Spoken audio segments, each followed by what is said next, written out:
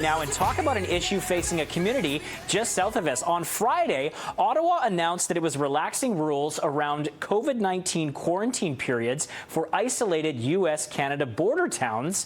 But curiously, Point Roberts was the only community left off that list. Right now, we're joined by the president of the Point Roberts Chamber of Commerce, Brian Calder. Brian, welcome back to BT. This is kind of shocking, I think, for your community.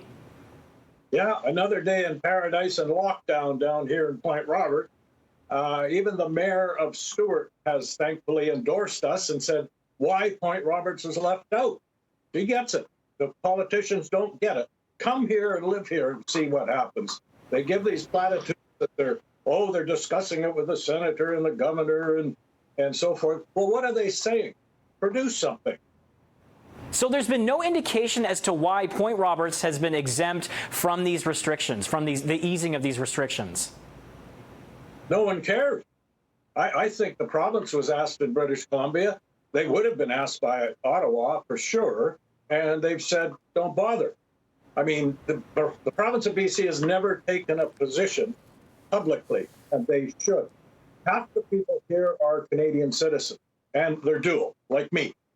75% of the properties are owned by Canadians. The Canadians have a stake in Point Roberts, and they deserve some answers from their own government. So we saw the restrictions eased in Stewart, BC, Hyder, Alaska, and 2 towns in New Brunswick and Minnesota, but Point Roberts not on the list. What are some solutions that you're coming up with, Brian, at the Chamber of Commerce there? We're the only one that was excluded, and we have similar situations where you have to get to your own country, so to speak, where Point Roberts has to get over to Peace Arch in a 25-mile run.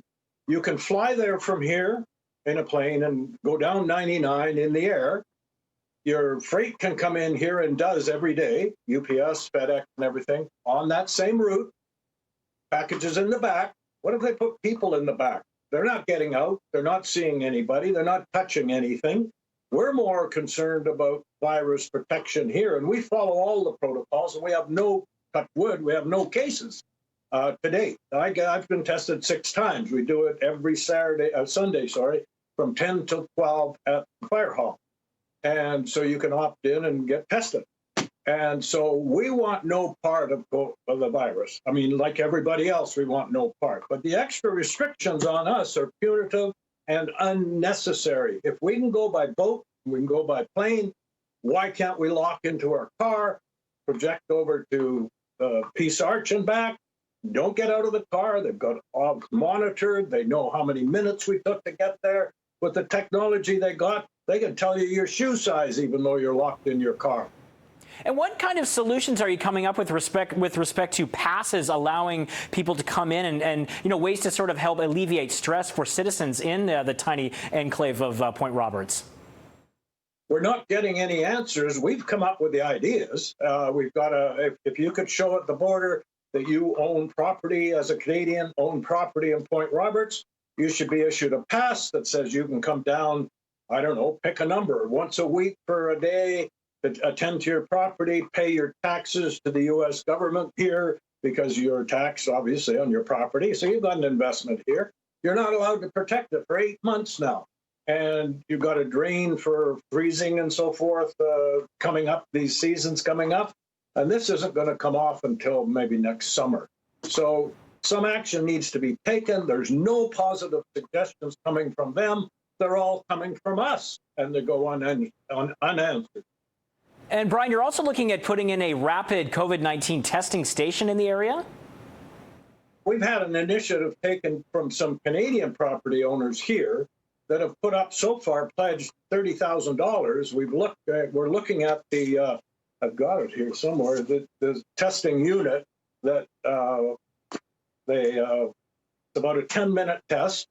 We would propose putting it down below the border on private property as a commercial entrant. You can come in, get tested, take that certificate up to the border, and you should be allowed through because there's no sort of opportunity for you to get COVID here because no one's tested positive for it here. So what's the risk? I mean, it just doesn't make any sense. You go over to Tsawwassen, Delta, Ladner, you go into Bellingham, Blaine, Ferndale, that's like business as usual there. Come here. It's a ghost town. All right, Brian, we really appreciate your time and for basically getting our viewers a sense of the plight down there that your citizens are facing in the community of Point Roberts. So we'll continue to follow the story, and thanks again. Thank you for your interest. All right, that's Brian Calder, president of the Point Roberts Chamber of Commerce.